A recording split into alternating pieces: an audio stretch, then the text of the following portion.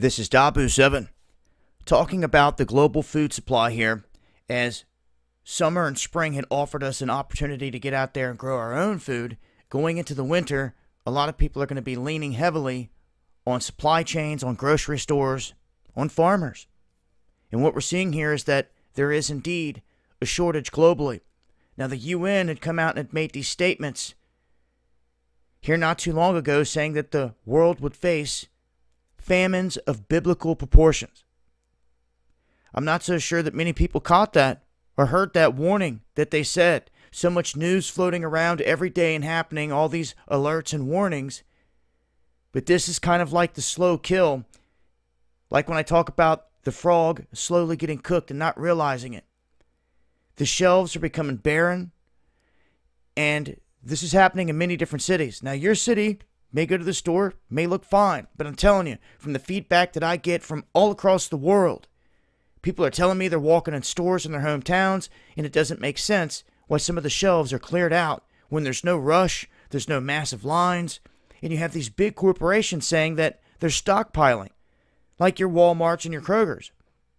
But yet you walk into the store, some of the shelves are empty and they're limiting items, and yet there's no rush on items.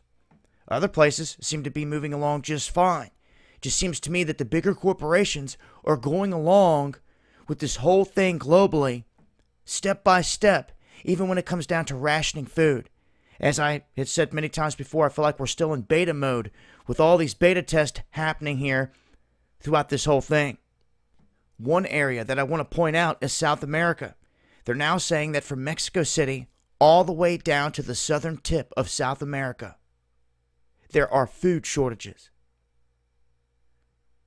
with obviously the poorest areas getting hit the hardest. So this is pretty widespread, and we can be affected by this big time here in America as well. And it could creep up on us out of nowhere as the dollar loses buying power and becomes weaker, and food becomes more scarce, and the price naturally starts to inflate.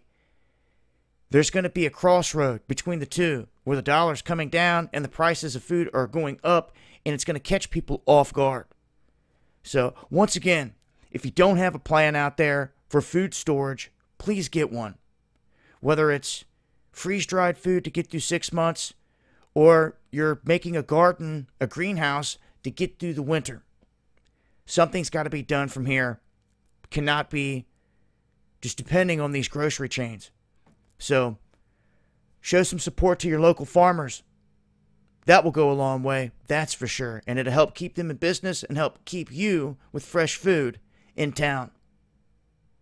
I'll leave a link, and I'm going to break this down further on the next live stream, so make sure to join me over here on DLive, going live Monday, Wednesday, and Friday, 9 p.m. Eastern. The gloves come off over here, and that's a fact, Jack. Hope to see you guys here. Much love.